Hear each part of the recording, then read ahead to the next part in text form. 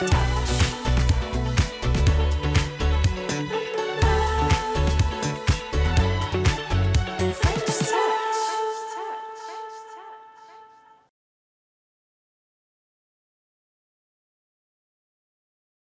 est 11h30 et nous démarrons à l'heure. Bonjour à tous, merci d'être là. Vous êtes nombreux, voire très nombreux. Ceux qui sont en fond de salle, il y a des places si vous voulez vous asseoir par terre. Mais, voilà. Mais en tout cas, si vous souhaitez, vous pouvez un petit peu avancer. On est très heureux d'être avec vous aujourd'hui pour parler des nouveaux modèles économiques du secteur de la mode. Et je suis très bien accompagnée. Je suis avec Axel Matteri, directrice générale de la Maison 123, Henri Sebaoun, associé, drôle de monsieur, directeur général Vanessa Bruno, et puis Antoine Auvinet, directeur général de la marque Satisfy. Moi, pour ma part, je m'appelle Céline Chohin, je suis associée, fondatrice du cabinet Kea Partners, cabinet en stratégie, et j'ai la chance de pouvoir accompagner ce magnifique secteur de la mode depuis plus de 20 ans. Voilà. On est ravis de faire cette table ronde. On va rentrer dans le vif du sujet. On va se laisser un peu de temps en fin de séquence pour pouvoir éventuellement vous donner la parole et vous laisser poser vos questions. Et puis, je vous propose qu'on attaque. Alors, moi, je suis très contente de parler de ce sujet-là aujourd'hui. C'est un sujet qui m'est particulièrement cher. L'année dernière, nous avions parlé d'innovation et de création. Cette année, nous parlons de modèle économique. Alors, moi, à titre personnel, c'est vraiment un sujet qui m'anime. Il y a 4 ans, on avait publié une grosse étude pour les fédérations et le défi sur les nouveaux modèles économiques. D'ailleurs, c'est une étude qui est en libre service, que vous pouvez consulter, avec finalement un point d'entrée qui était de se dire cette filière mode, c'est une filière absolument stratégique pour notre économie. Elle rayonne nationalement, internationalement. Elle est riche de savoir-faire, elle pèse économiquement et en même temps, on se re-questionne. Et donc, il y a tout un travail aujourd'hui, quand on est entrepreneur, dirigeant, actionnaire, créateur, de se dire au fond comment on invente, comment on réinvente notre marque et les modèles associés. Et je pense que c'est une question qui nous obsède. Ça va être une table ronde assez spontanée parce qu'on se découvre un petit peu. Mais en tout cas, pour préparer, on s'est tous questionnés en se disant, au fond, ces nouveaux modèles ou cette réinvention de modèles, c'est absolument essentiel. Et pour ce faire, on a fait le choix, parce que le projet est vaste, d'une part, de ne pas vous faire de cours financiers. Donc, je ne vais pas trop parler de chiffre d'affaires et d'EBITDA, mais on adore ça quand même. Mais surtout de vous parler et de vous parler tous ensemble des 3 paramètres qui nous semblent absolument essentiels pour parler de ce sujet. Le premier paramètre, c'est d'abord la marque.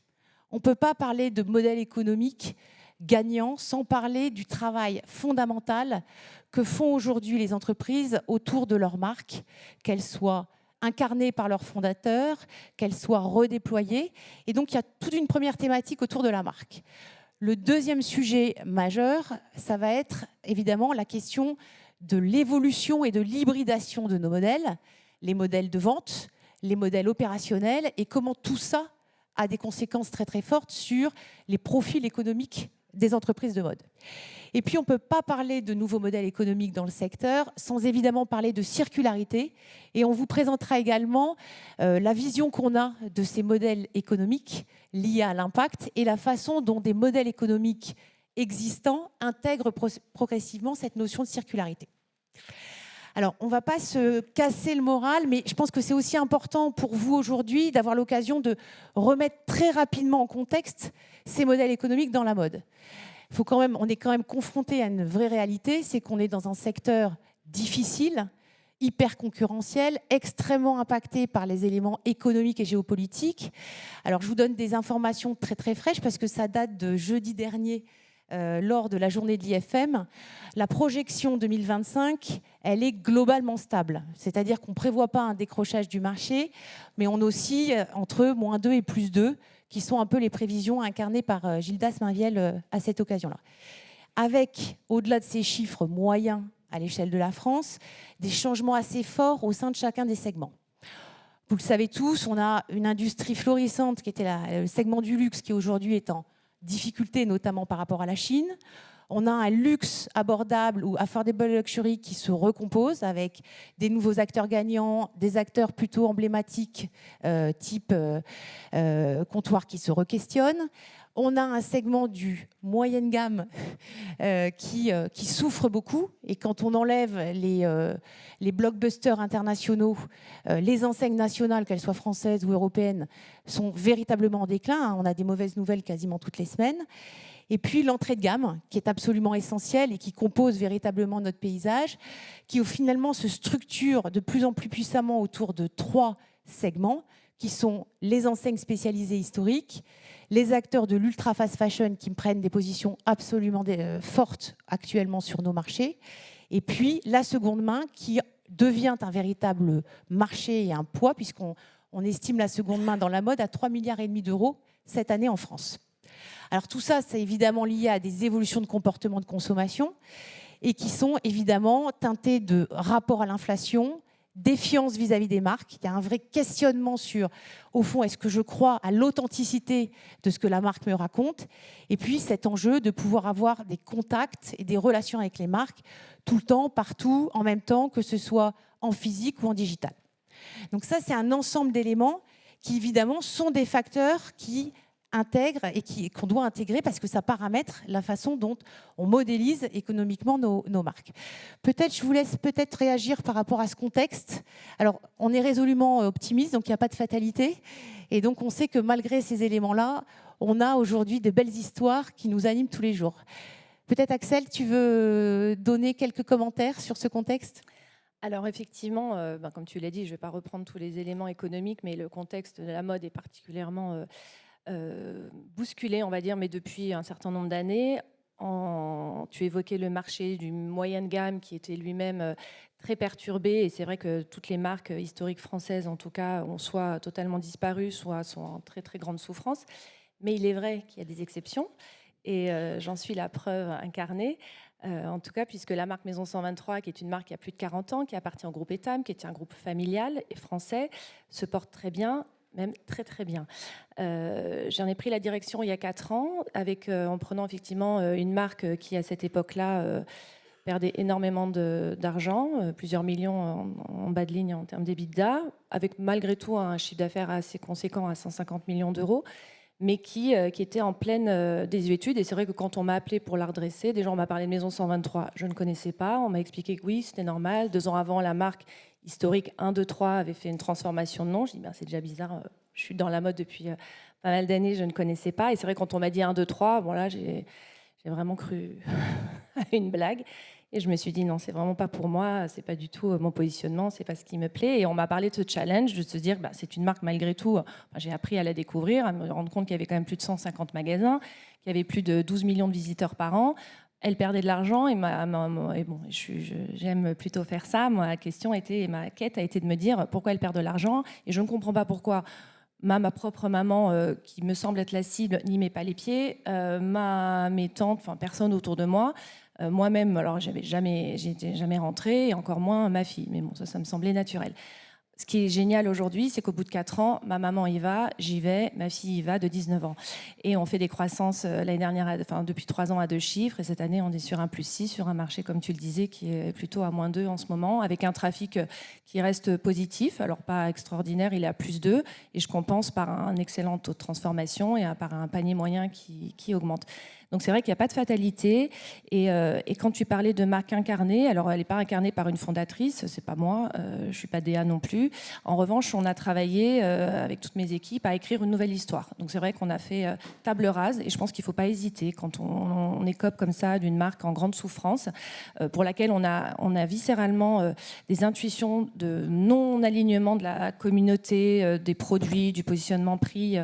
Il faut absolument faire des choix concrets et rapides, et c'est ce qui a été fait, et c'est la raison pour laquelle en 1 an on est devenu à l'équilibre, on est revenu à l'équilibre et maintenant en 3 ans, on frôle l'EBITDA à 2 chiffres.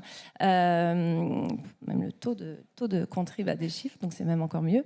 C'est qu'on a effectivement fait des choix très, très forts. On n'a pas hésité à modifier totalement la plateforme de marque, modifier tout le storytelling, à travailler en travaillant sur des vecteurs qui m'étaient chers, qui sont ceux de l'émotion, du voyage, et en alignant toutes nos chaînes, tous nos touch points avec les clientes, que ce soit nos newsletters, nos magasins, nos vitrines, bien sûr nos collections, notre site internet, enfin bref, donc tout a été retravaillé avec bien sûr des coupes sur les achats, puisque le stock, c'est le nerf de la guerre, c'est du cash qui dort quand il n'est pas vendu. Donc, avoir les bons produits au bon moment. On a splitté, on a multiplié par 2 les drops de collection. On a sizé la profondeur. Donc, bref, on a fait tout un travail qui aujourd'hui paye.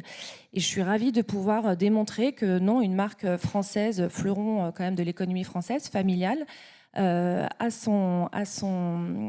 encore étant aujourd'hui sur le marché est en capacité de pouvoir encore générer de la croissance et pouvoir faire vivre des milliers de femmes en France, puisqu'on a plus de 160 points de vente en France et 220 au travers de l'Europe, donc en propre.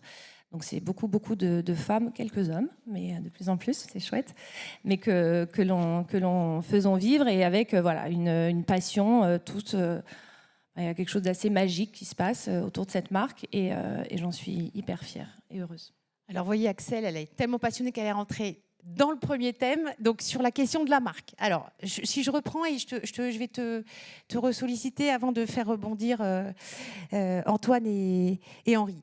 En fait, ce premier sujet, en fait, ce qui nous est apparu quand on a préparé la séquence, c'est de se dire on ne peut pas parler de ce sujet de modèle économique et qui plus est de modèle économique gagnant sans parler de la marque et l'importance absolument stratégique incontournable de poser la marque au centre de tout et de travailler cette singularité. Parce que sans singularité, pas de préférence.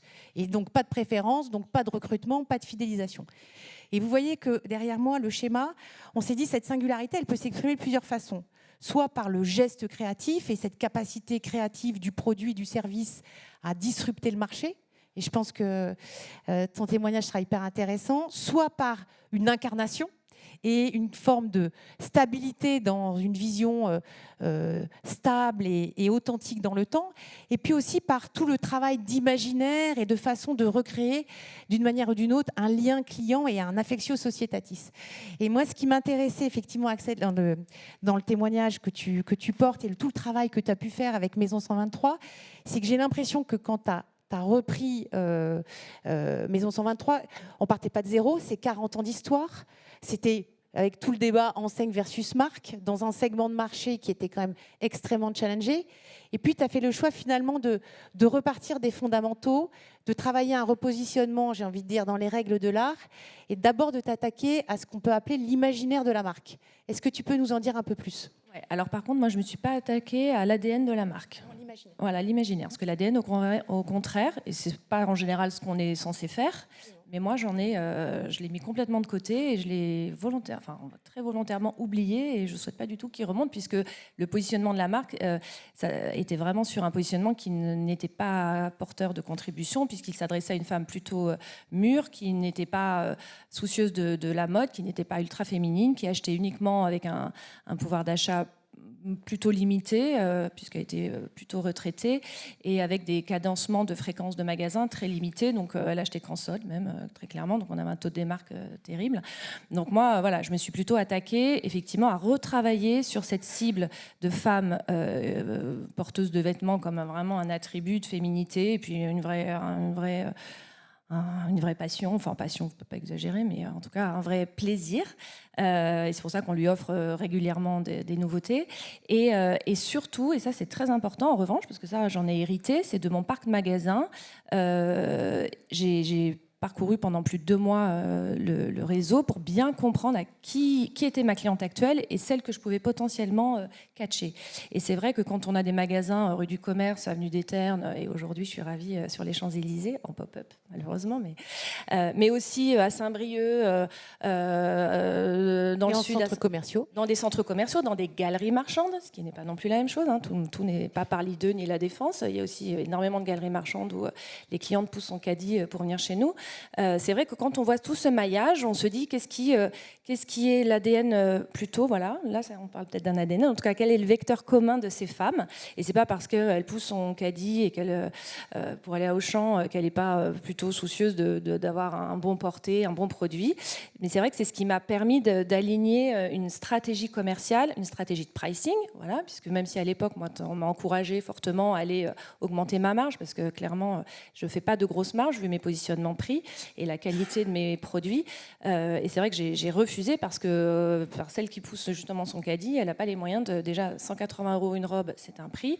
Aller au-delà et aller voir mes petits copains du mid-luxury, c'est vrai que ce n'était pas du tout l'idée.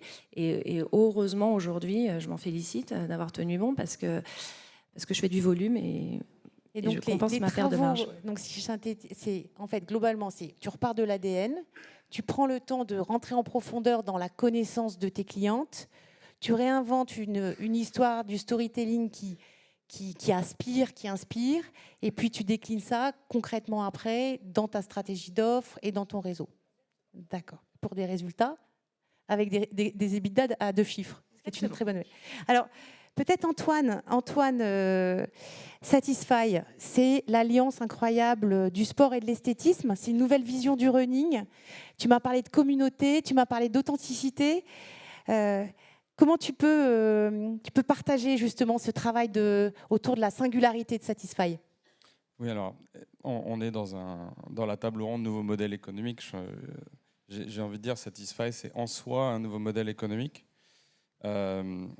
C'est une marque qui est totalement nouvelle dans le monde du sport et du running parce qu'elle est initiée et inventée par un directeur artistique qui a une expérience longue et fructueuse dans la mode. Et ça, pour le coup, c'est complètement disruptif. J'étais la semaine dernière à Austin dans un événement qui s'appelle The Running Event, qui est l'événement nord-américain prépondérant du running. Et voilà, personne n'avait jamais vu ça. Donc en soi, ce projet, c'est un hybride. Et c'est pas un nouveau modèle économique, mais en tout cas une approche assez disruptive de la façon dont la quasi-totalité des marques de sport fonctionnent aujourd'hui, qui est sur le design produit et la fonctionnalité, et pas sur ce que propose Satisfy aujourd'hui, qui est un univers, l'engagement des communautés, une cohérence absolue des produits, parce qu'il y a un travail sur la silhouette, il y a un travail sur les palettes de couleurs.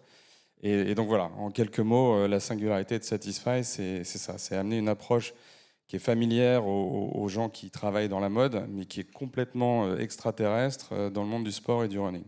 Et tu insistais aussi beaucoup justement sur cette dimension communautaire et cette capacité. Alors, on a pas mal d'exemples en tête de marques qui ont justement réussi à développer des communautés puissantes, qu'on valorise d'ailleurs même presque économiquement aujourd'hui. Mais du coup, ça veut dire que culturellement, ça veut dire que c'est une marque qui apporte quelque part un supplément d'âme, en tout cas qui crée le lien très fort et qui dépasse le produit en fait au fond. Oui, absolument. Alors, l'histoire de notre fondateur est assez parlante de ce point de vue-là. Brice, qui a fondé la marque il y a 9 ans maintenant, a commencé à courir à cette époque-là. Et lui, on est de la même génération, il a grandi, et son adolescence, elle était nourrie par la culture du skate qui arrivait aux États-Unis, le snowboard qui arrivait à Grenoble et dans les Alpes en général, et qui étaient des sports en fait avec des cultures plus larges que juste la pratique du sport en lui-même. Il y avait une façon de s'habiller, il y avait des codes, il y avait un langage particulier, une musique. Et le constat à l'époque, c'était que sur le running, il n'y avait rien de tout ça. On était sur autre chose, on était sur la performance, des temps chronométrés, on était sur des caractéristiques techniques et des attributs du produit. Et l'idée, c'était effectivement d'engager une communauté autour de cette histoire. Et le timing est plutôt bon en l'occurrence parce qu'il y a une pratique croissante alors, du sport, notamment depuis la crise sanitaire et en particulier du running, qui est assez porteuse. Et puis une envie des gens de se retrouver dans des communautés qui sont plus que des communautés digitales. Et c'est là que la marque trouve un terrain assez porteur sur les clubs de running. Ouais, voilà. Donc innovation, authenticité, communauté, équation gagnante. C'est pas mal déjà comme définition. Henri, à vous. Henri, je sais que vous êtes passionné du geste créatif. Vous travaillez avec des dirigeants, fondateurs, créateurs. Dites-nous-en un petit peu plus sur cette question de la singularité de la marque. Alors, bonjour. La singularité de la marque, ça dépend finalement de l'histoire de l'entreprise et comment elle est incarnée. Avant Vanessa Bruno, j'avais racheté une maison qui s'appelle Carven, qui était une maison de couture, qu'on a réveillée avec un directeur artistique et on a réinventé, un peu comme Axel, on est sorti de la boîte, à savoir qu'on n'a pas pris les archives de Carven, on a réinventé la marque parce qu'on s'adressait à un nouveau public. De la même façon, quand j'ai rejoint Vanessa, Vanessa avait créé sa maison il y a pratiquement 30 ans. Elle l'a créée comme une directrice artistique qui avait 30 ans. Elle a connu un certain succès à la fois au travers de la mode et au travers de l'accessoire avec son cabas. Et puis, avec les années, on conserve un certain public, une certaine clientèle, mais on n'est pas obligatoirement, naturellement, dans la remise en question, comment on va séduire une nouvelle population, une nouvelle clientèle, etc. etc. On ne passe pas par le prisme de l'offre, puisque l'idée, c'est de développer le territoire de marque, avoir de l'aspérité et justifier un territoire créatif qui va positionner en prix les produits de façon différente qu'être dans l'offre avec le produit juste, mais il y a aussi dans les valeurs de la marque, pas simplement l'incarnation, mais aussi toutes les valeurs de la marque. La qualité, la fabrication, le craft, le fait main, enfin tout ce qui va justifier d'un positionnement et d'une créativité qui va justifier le prix. Henri, tu parlais en préparant la séquence d'intemporalité, le fait que ces éléments-là ils puissent être posés et entretenus dans le temps, cette forme de stabilité qui crée aussi la puissance de la marque. Alors, chez Vanessa, oui, c'est-à-dire que ça fait partie de ses valeurs, c'est-à-dire qu'on est chez Vanessa dans quelque chose qu'on va appeler la slow fashion, c'est-à-dire qu'on va pouvoir mélanger des collections les unes avec les autres sans être démodées, parce qu'on travaille sur des formes ou sur des qualités de produits qui sont de belle qualité et durables. Et en même temps, par rapport aux valeurs de la marque et à son style, c'est-à-dire au dessin du style, on est sur une mode qui va être un peu intemporelle. Ça fait partie des valeurs de la marque que la cliente Vanessa Bruno aime retrouver dans les collections. Très clair. Alors, je vous propose d'aborder le deuxième thème de cette séquence. On parle de singularité de la marque. Je vous avais promis qu'on en parlerait avec vous d'un deuxième thème, qui est l'hybridation. Les nouveaux modèles économiques dans la mode, modèles gagnants, modèles résilients, modèles qui vont traverser le temps, ce sont des modèles évidemment qui se remettent en permanence en question. Et je pense que ce mot-là, et on va le disséquer un peu ensemble, c'est un mot qui est absolument essentiel. Voilà. L'hybridation, ça veut dire quoi? Ça veut dire qu'on est sur des modèles qui arrivent en même temps à conjuguer des atemporels et des nouveautés. Ce sont des modèles qui, en même temps, arrivent à multiplier les expériences physiques et digitales, nationales et internationales, qui, en même temps, réagissent vite et en même temps préparent le long terme. Et donc, il y a toute cette logique. Alors, vous allez me dire, mais ça devient de plus en plus compliqué. Oui et non. En tout cas, ça devient de plus en plus hybridé. Et ça nous paraissait déterminant ce matin, au-delà de la marque et de la singularité comme pilier central, de prendre quelques minutes avec vous pour se pencher un peu sur cette question de l'hybridation et au fond de se dire qu'est-ce que ça veut dire concrètement. On va être très concret, on va d'abord parler de nos clients. Nos clients, ils sont tous full hybridés. Les chiffres parlent d'eux-mêmes. Hein. Je crois que le dernier chiffre en date, il est tout neuf, tout beau. Il date de septembre-octobre 2024. 70% des clients déclarent systématiquement hybrider leur acte d'achat. sur le digital avant de passer en boutique avant de passer en digital, sollicitation des communautés pour des rankings de marques ou de produits, etc., etc. Donc, de toute façon, nos clients l'imposent. Et c'est partout, tout le temps, etc., etc. Donc, je veux dire, on peut se dire qu'on n'est pas d'accord, on peut parler de slow fashion. La réalité, c'est que même quand on est slow ou quiet, on est aussi hybridé que les autres. Donc, nous, notre première conviction, c'est de se dire, quand on est DNVB, on doit basculer en digital. Quand on est en physique, pardon. Et le meilleur exemple étant, je pense qu'on la connaît tous, c'est une de nos pépites françaises qui est Pollen, hein, qui a commencé dans le digital et qui marque son succès au nombre de mètres de queue sur le trottoir de sa boutique. Je veux dire, belle hybridation. Donc, moi, je vous propose qu'on parle de ça. On va parler d'hybridation commerciale et puis après, on essaiera d'ouvrir aussi un peu la réflexion sur les modèles opérationnels. Alors, pour commencer et pour parler d'hybridation commerciale, je me tourne vers toi d'abord, Antoine. Antoine, c'est intéressant pour Satisfy, puisque quelque part, la marque, elle est née dans le digital au départ. Et puis, très vite, tu t'es rendu compte qu'il fallait l'hybrider. Je comprends que vous n'avez pas souhaité collectivement l'hybrider n'importe comment, et de trouver une forme d'hybridation adaptée à la marque. Et j'ai retenu réinventer notre distribution, un commercial repensé, sélectif et accompagnant, avec pour le digital les meilleures pratiques du luxe en ligne et pour le wholesale, l'ultra-sélectivité du wholesale. Tu peux nous en dire un peu plus? J'ai dit ça, moi? Ouais. C'est pas mal. Hein. Ouais, c'était bien. Ça a été bien reformulé. Oui, alors effectivement, donc ça c'était bien avant mon arrivée, mais avec la crise sanitaire, comme beaucoup d'autres marques, Satisfy a dû un peu à marche forcée s'adapter à du e-commerce, qui a perduré par la suite. Donc aujourd'hui, la majorité du chiffre d'affaires est fait sur Internet. Et c'est déjà hybridé au niveau géographique. Le premier marché, c'est les États-Unis, avec plus de 40% du chiffre d'affaires fait là-bas. Le deuxième, c'est la Corée du Sud. Donc on est vraiment sur un terrain de jeu qui est mondial aujourd'hui pour Satisfy. Mais évidemment, ce n'est pas suffisant. Une vraie contrainte aujourd'hui dans la capacité qu'on a à vendre les produits, c'est de permettre aux clients de toucher et d'essayer le produit. Alors surtout le toucher, parce qu'on n'est pas sur des fittings qui sont très compliqués, vendant des shorts et des t-shirts et des équipements de running, mais il y a une main et il y a une finition et une qualité qui sont uniques à la marque, qui est vraiment le critère différenciant principal, qui justifie aussi la valeur du produit et le prix, qui est effectivement très difficile à appréhender quand on vend sur Internet. Donc le wholesale, c'est une évidence pour la marque. La question, c'est comment faire du wholesale qui permet de maintenir le positionnement qualitatif de la marque. Donc, mais pour ça, il y a des points de vente, et surtout quand on vient de la mode, on les connaît, hein, Dover Street Market, SKP en Chine, et j'en passe et des meilleurs, Selfridges, Harrods et ainsi de suite, qui permettent d'envoyer d'emblée un message au client avant même qu'il ait pu faire l'expérience du produit au sein du point de vente. Donc ça, c'est clé dans la stratégie de positionnement de marque et de recrutement des clients.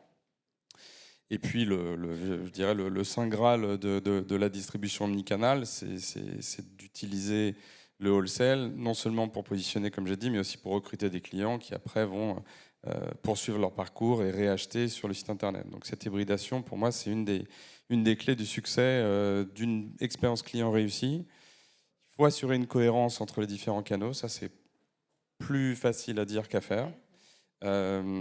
Et par canaux, j'entends aussi pas que les canaux de distribution, il y a les canaux d'engagement, comme les réseaux sociaux, comme le service client. Et donc ça, c'est absolument clé pour que le storytelling de marque dont on parlait et cette histoire engageante qu'on présente au monde et aux clients soit cohérente et qu'il n'y ait pas un décrochage. On a une expérience formidable sur Internet et sur le site web, et puis on arrive dans un point de vente wholesale, et puis tout tombe à plat et le charme est rompu. Et du coup, Antoine, par rapport à ce wholesale et ce mix idéal pour Satisfy, je ne sais pas si tu peux nous donner le mix online wholesale en termes de mix, mais qu'est-ce que ça veut dire en termes, si on est un peu concret, tu dis le wholesale stratégique et contributif, il faut le sélectionner, il faut être intransigeant sur la qualité des points de vente qu'on souhaite. Et alors on les connaît, il y en a une centaine dans le monde vraiment au top du top. Et deux, il faut les accompagner. Qu'est-ce que ça veut dire concrètement accompagner le wholesale?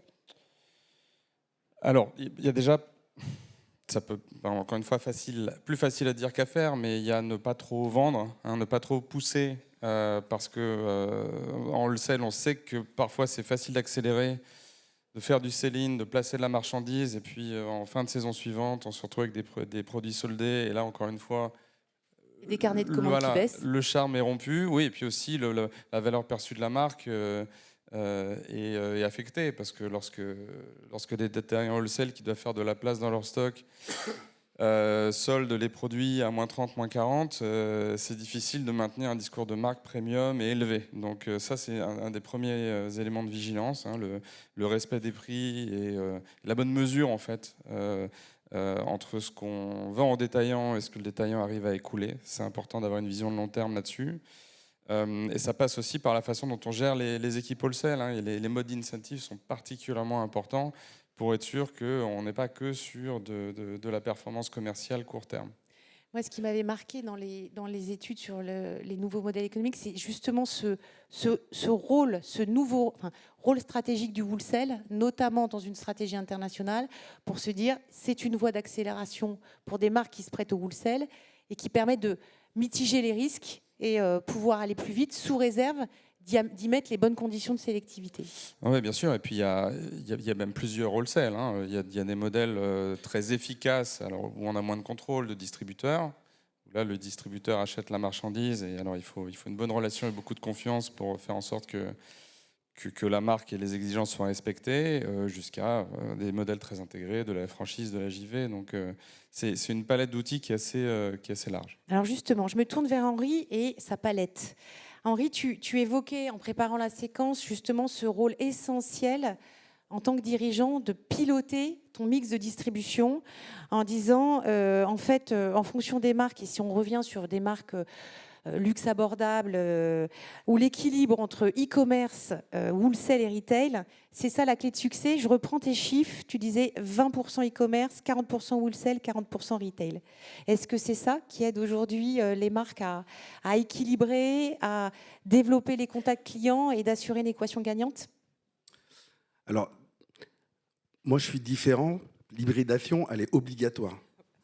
C'est-à-dire que moi, je ne suis pas natif digital et je n'ai pas un modèle qui est parti du digital et qui a besoin d'un axe de développement qui va être complémentaire avec le wholesale pour donner de la visibilité à l'international parce que ça permet, sans capex, de faire connaître la marque rapidement et donner de la visibilité. L'inconvénient, c'est tout ce que tu as dit, et notamment la désirabilité de la marque, parce que dès que tu n'es plus désirable, tu disparais du marché, donc tu as besoin de magasins ou tu as besoin d'un site marchand pour continuer à exister, parce que ce qui vaut le plus dans une marque, c'est ses clients. L'hybridation, pour nous, elle est obligatoire. Pourquoi? Parce qu'on est une marque historique qui a plus de 30 ans.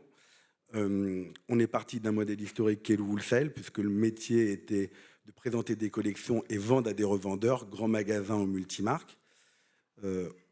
On est rentré dans le retail parce que justement, il est nécessaire pour une marque d'avoir ses propres clients, parce que c'est un socle qui donne la richesse de la marque et qui permet de poursuivre un développement de façon sereine, parce qu'il n'y a pas des effets de mode quand on a une bonne ou une mauvaise collection. On va avoir une cliente fidèle qui va un peu moins acheter, mais qui ne va pas disparaître, alors qu'un réseau wholesale peut disparaître du jour au lendemain. Et puis, il y a le digital. Et l'hybridation, elle est obligatoire. Pourquoi? Parce que je dirais qu'au-delà des canaux de distribution qui vont permettre de faire du chiffre d'affaires, ce sont des canaux qui permettent de créer la satisfaction client, en fait.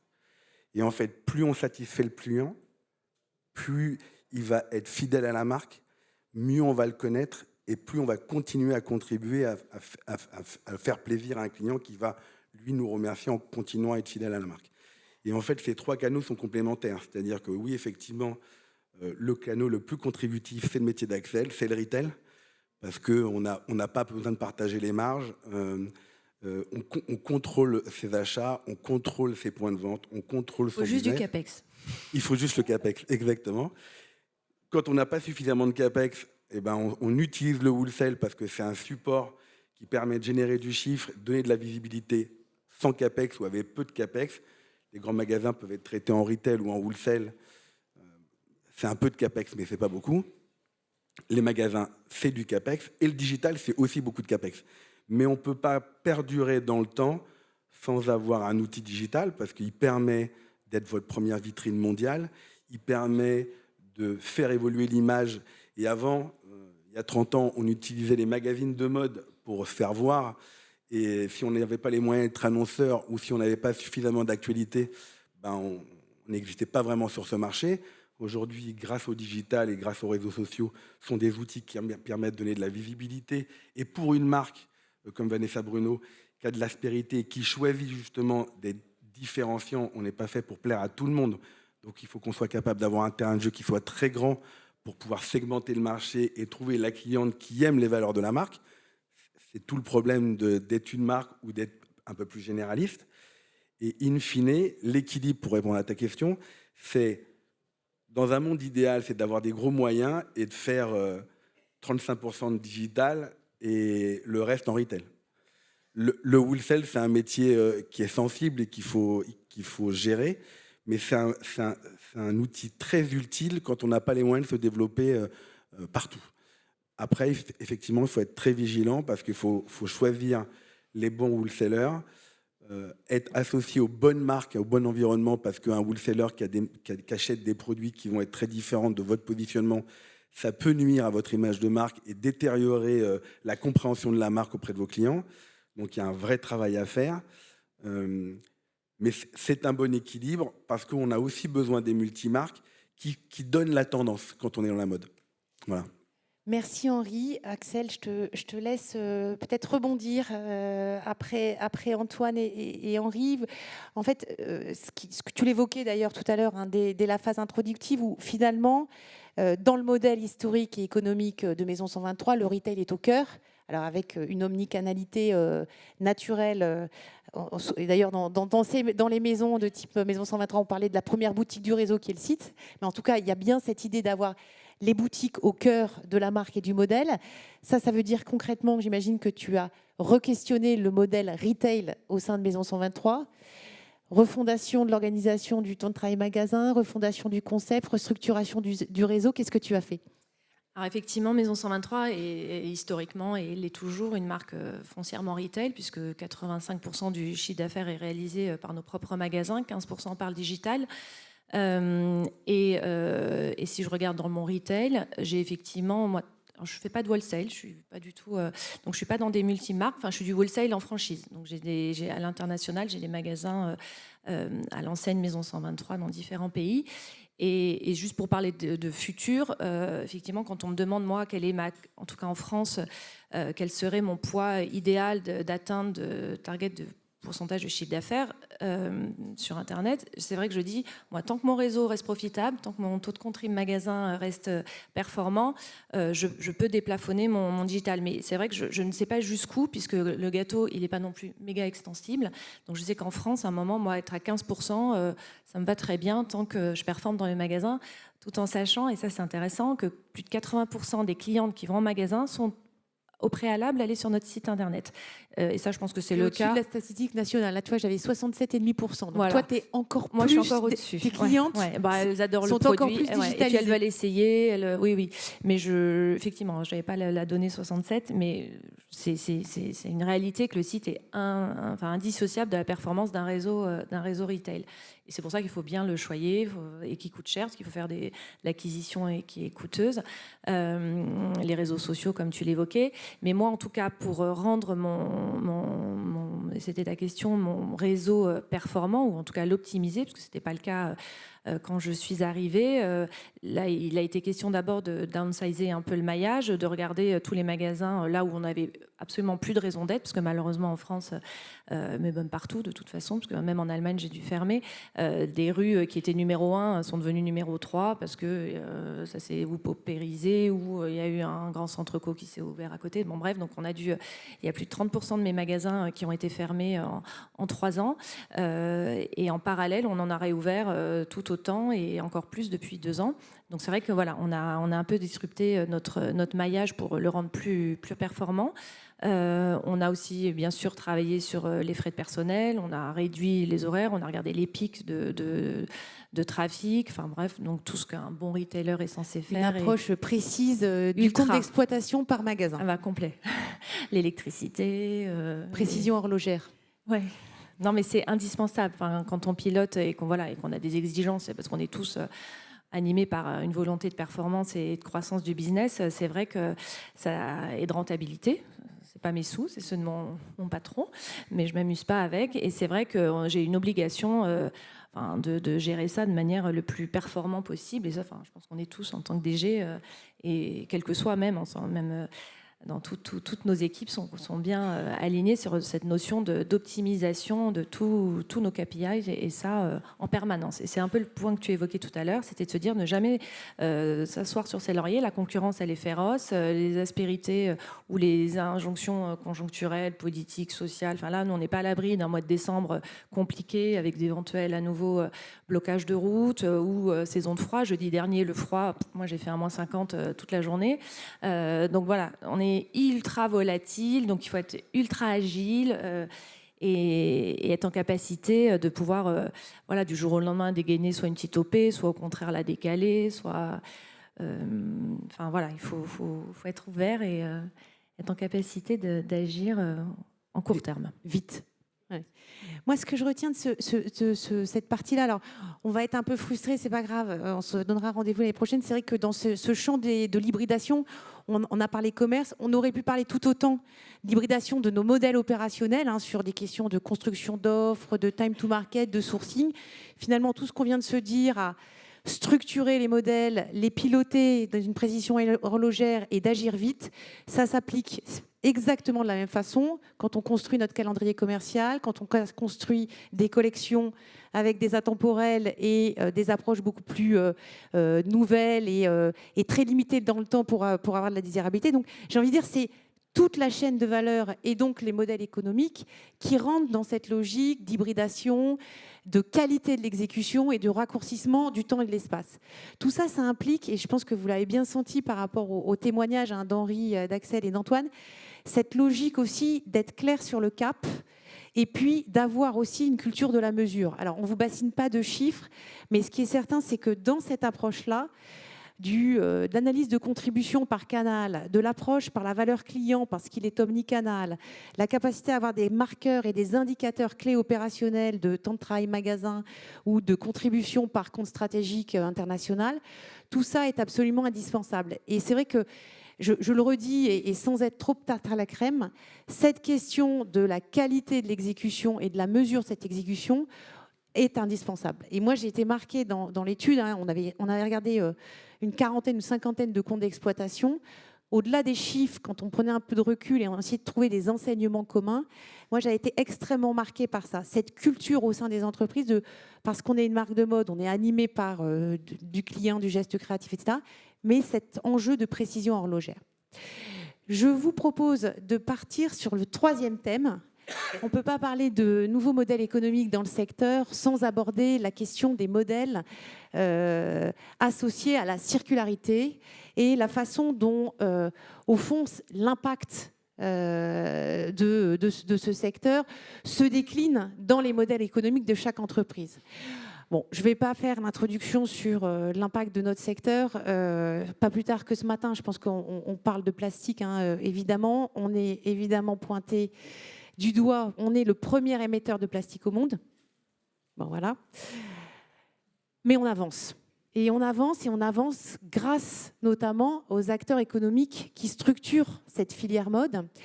Et moi, j'ai une bonne nouvelle à partager, c'est que moi, je ne connais pas un acteur de la mode qui n'est pas, d'une manière ou d'une autre, engagé dans cette réflexion de l'économie circulaire et de la contribution ou de la limitation de l'impact par rapport à l'environnement ou à la société. Je pose le point comme ça parce que moi, je crois beaucoup à la stratégie des petits pas. Je pense qu'il n'y a, une fois de plus, pas de réponse univoque. Et moi, je vous propose, dans le temps qui nous reste, de pouvoir aussi aborder cette question-là et faire la démonstration par vos témoignages que les choses avancent, de manière singulière, mais elles avancent. Alors, si je prends juste un petit peu de recul et pour planter le décor, au fond, comment est traitée cette question de l'économie circulaire et quels sont les types de modèles économiques ou quels sont les éléments qui impactent les modèles économiques dans le secteur de la mode autour du thème de la circularité. Il y a 3 paramètres ou trois éléments structurants. Il y a le premier, qui est le fait de pouvoir fonder une marque, ce que j'appelle sustainable native. On en connaît tous. Certaines étaient presque précurseurs et visionnaires. Certains les appelaient des fous. Patagonia, dans les années 80, ils ont mis globalement 20 ans à être rentables. Moi, à l'époque, je travaillais avec les dirigeants de Aigle. On regardait Patagonia avec fascination. On se disait, mais combien d'années vont-ils pouvoir résister? Je veux dire, voilà. Il y a les digitales, donc 1083, Asphalt, etc., etc. Donc, des modèles économiques qui décident fondamentalement de fonder leur marque et leur modèle autour de cette notion d'impact et de circularité. Et puis, on a des modèles économiques historiques qui intègrent la circularité. Alors, il y a 2 voies. Il y a toute la voie amont qui est liée à l'éco-conception et la capacité, dès le démarrage, à pouvoir imaginer des produits qui minimisent le plus possible l'impact. Et puis, on a des nouveaux modèles économiques autour de consommation plus responsable que sont la location et le C2C et qui viennent s'intégrer à des modèles économiques existants tels qu'on a pu les partager avec vous depuis 3 quarts d'heure. Et toute la question aujourd'hui, c'est de dire, au fond, moi, dirigeant de marque, comment je me positionne? Quel est le sens de ce travail pour ma marque? Et qu'est-ce que ça veut dire concrètement et comment je décline? Alors, on a plein d'exemples en tête. Hein. On voit bien que... je dirais que c'est un mouvement qui est absolument incontournable. Je pense qu'aujourd'hui, ce que je disais tout à l'heure, il n'y a pas une marque qui fait l'économie de cette réflexion. La seconde main prend une place de plus en plus prépondérante. Il y a certaines marques pour qui le C2C va jusqu'à peser à 10% du chiffre d'affaires. Plein d'initiatives sont en cours. Donc, par rapport à ce travail, moi, je me retourne vers vous. Je pense quand on a réfléchi à cette séquence, c'était aussi de se dire, au fond, comment on se positionne. Alors, à chaque fois, pour chacun d'entre vous, avec une double question.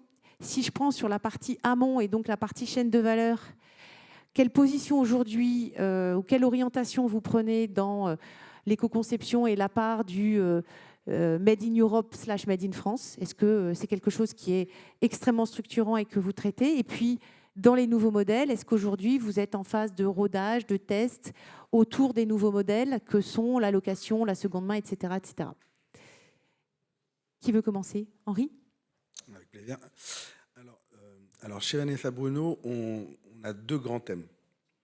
Il y a un thème, je dirais, qui est structurant en tant que dirigeant. C'est tout ce qu'on peut faire pour contribuer, sans altérer le business, à faire des choses qui vont permettre de moins consommer,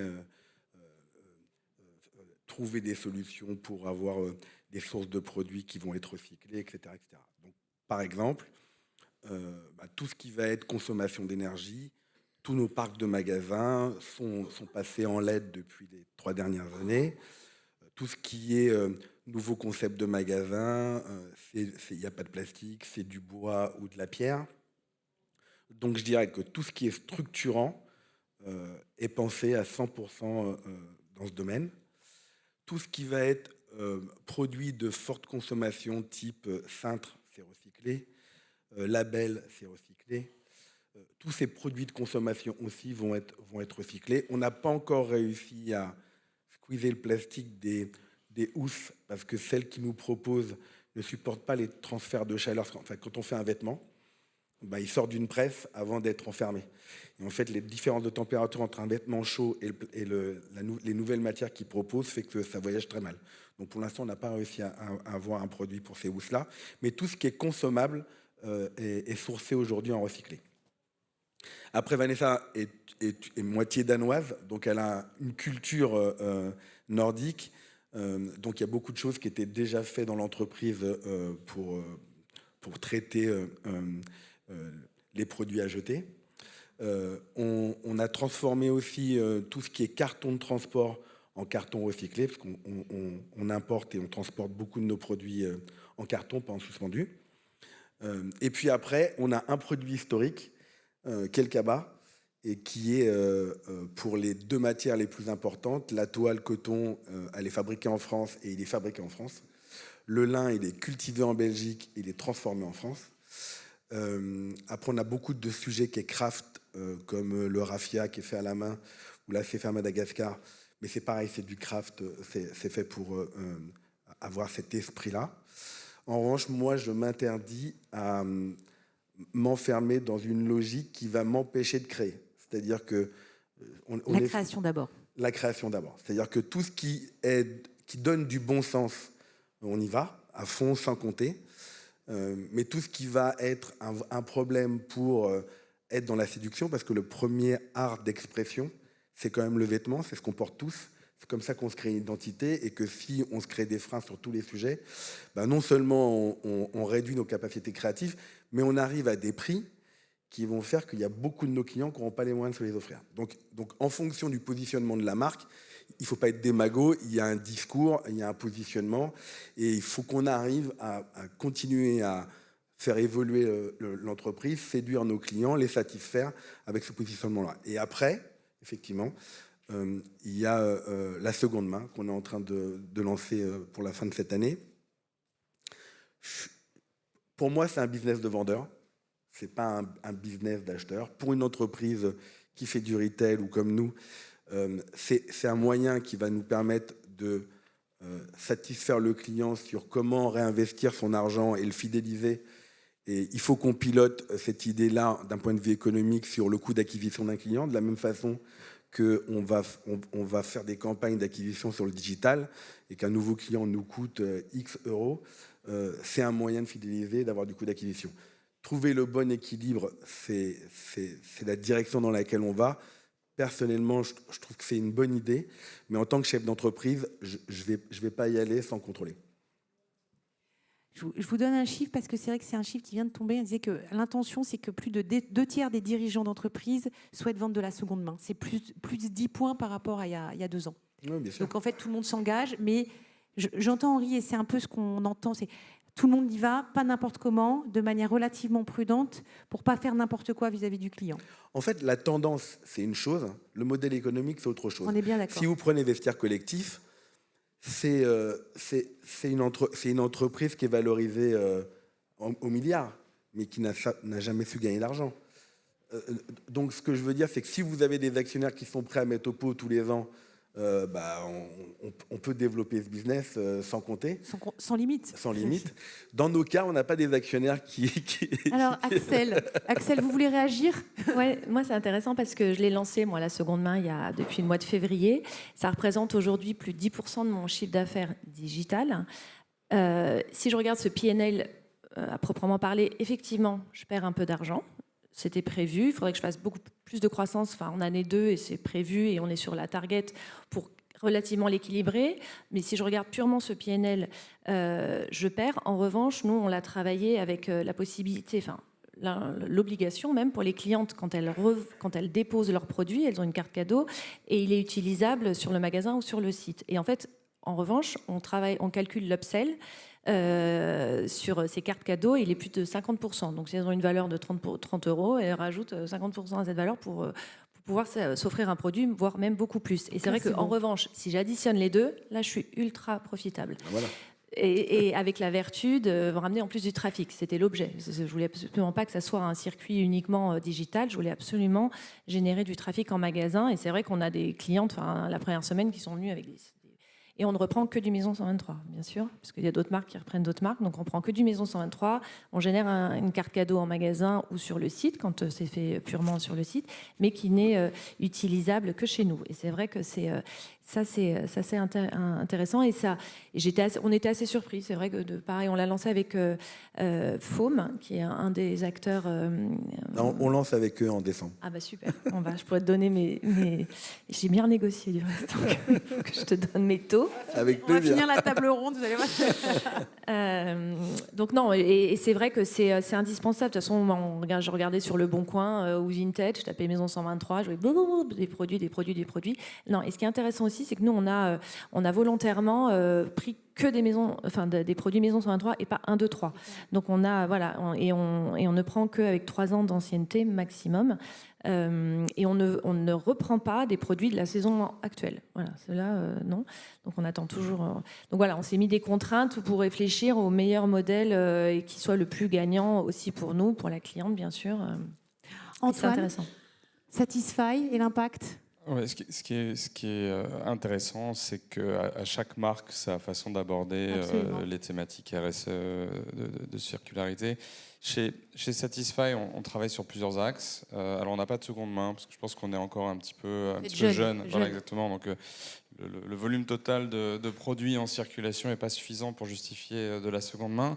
En revanche, on fait de l'upcycling aujourd'hui. C'est un programme qui s'appelle Repossessed, qui est très cohérent par rapport à l'ADN de la marque, parce que y a un côté vintage dans les inspirations design de Satisfy qui fait que ça se justifie très bien d'aller chercher des invendus de t-shirts vintage et autres et de les transformer et de les upcycler en produits Satisfy. Donc ça, c'est quelque chose qui marche très bien, le programme Repossessed.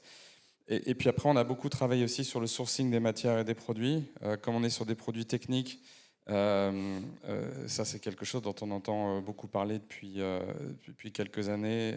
Les polluants internels et les PFAS sont absolument partout. Donc nous on a des produits déperlants qui sont garantis P0 sans PFAS, sans polluants éternels. Le coton également est organique et biosourcé pour tous nos produits en coton. Donc c'est sur ces axes-là qu'on a travaillé jusqu'à aujourd'hui. Après, comme on est sur un produit... Et du coup, qui se compense dans la marge et dans le prix, c'est-à-dire qu'il y a une forme de péréquation où ces investissements-là, parce que forcément, c'est des coûts de matière qui peuvent être sensiblement plus chers, tu le valorises ou en tout cas, tu fais en sorte que ça ne dépasse pas un certain seuil pour que ça soit acceptable en termes de prix final ? Oui, alors après, c'est en cohérence avec la marque elle-même, qui est une marque premium.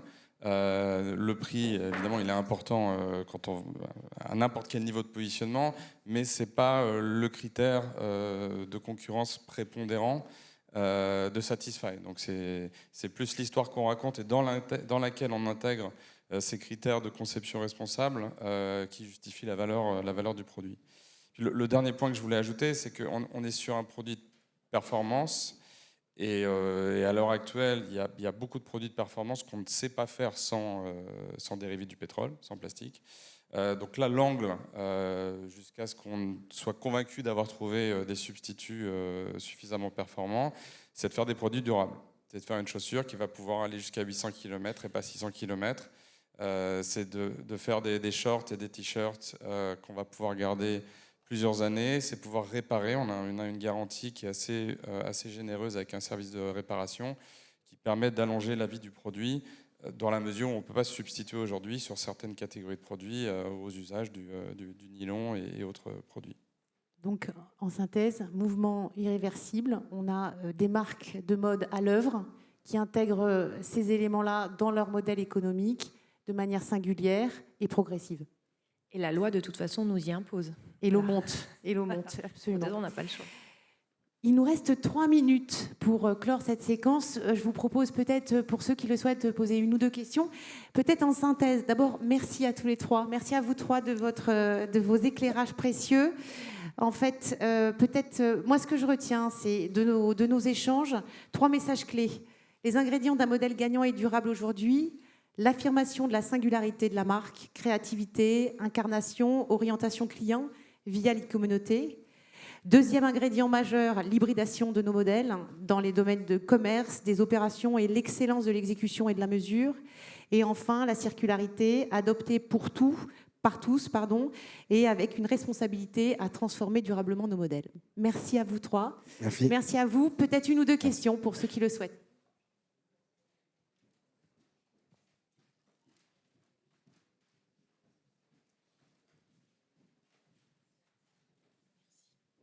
Bonjour, je m'appelle Alice. J'ai créé ma marque de vêtements fabriqués à partir de stocks de tissus, ce sont des kimonos notamment.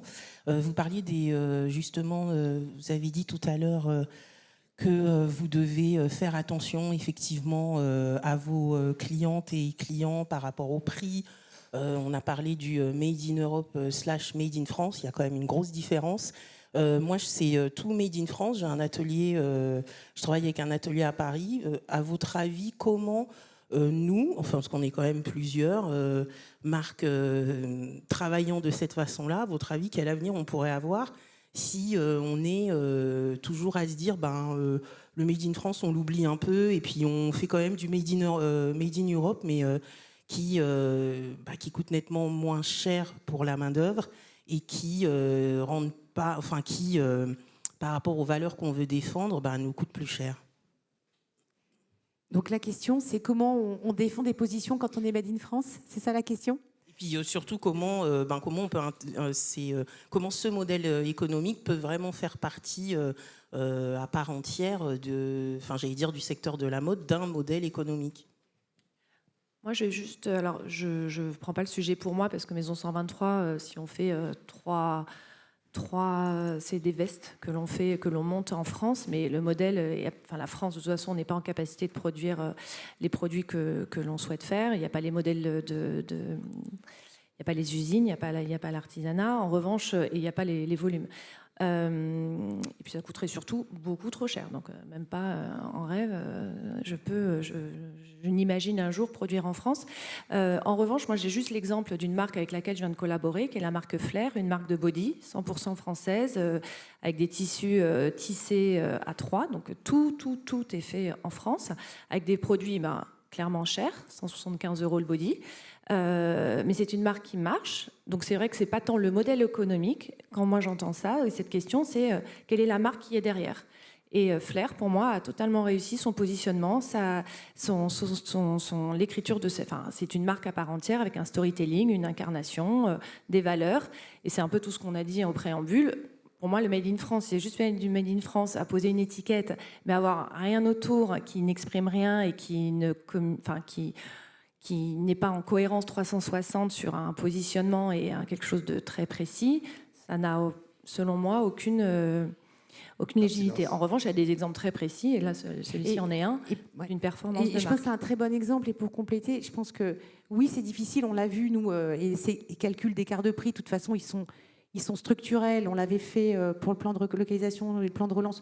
Ces écarts de prix, quand on est une marque, on peut pas les réduire. C'est des grosses marches différentes entre France, Europe et reste du monde.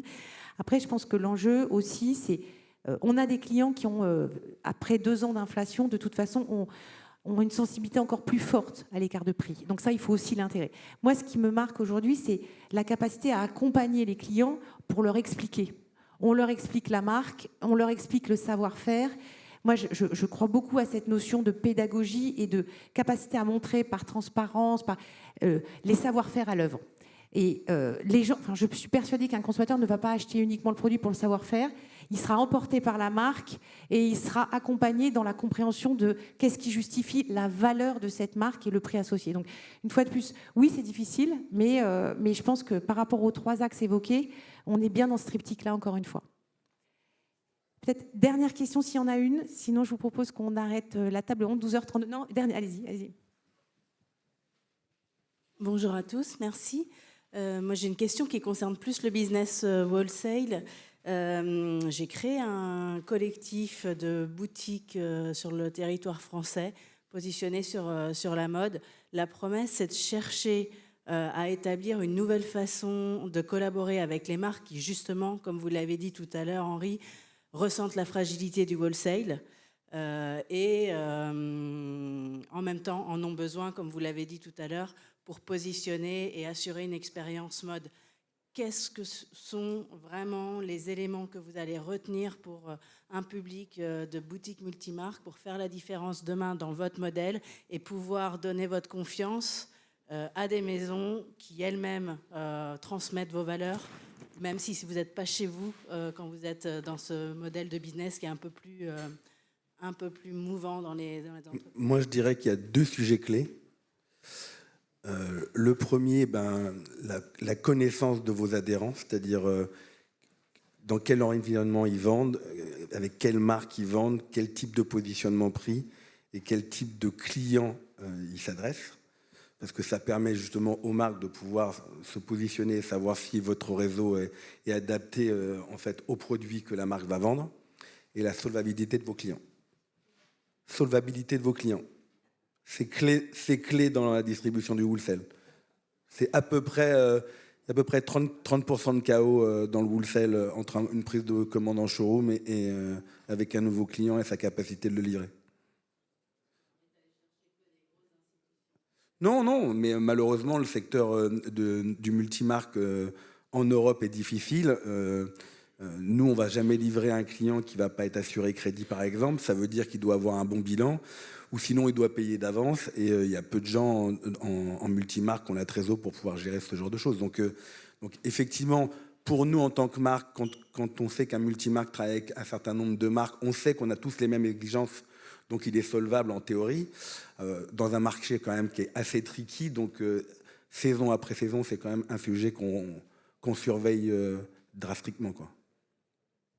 Mais pour en venir à ce que vous disiez, madame, il y a un sujet qu'il faut ne jamais oublier, en fait. C'est quand on crée une marque, le storytelling et la désirabilité, c'est clé. Après, le lieu de production, tant mieux s'il est fabriqué en France. Mais la cliente, c'est pas son moteur, le lieu de fabrication. Ça va être un élément complémentaire dans le choix du produit, mais si le produit il est désirable et qu'il est particulier et qu'il a une aspérité, il va toucher la sensibilité du consommateur qui va voir votre produit, ça va vendre. C'est un beau mot de conclusion. Alors, beaucoup d'émotions, beaucoup de succès dans les marques. Merci à tous et à très bientôt. Au revoir.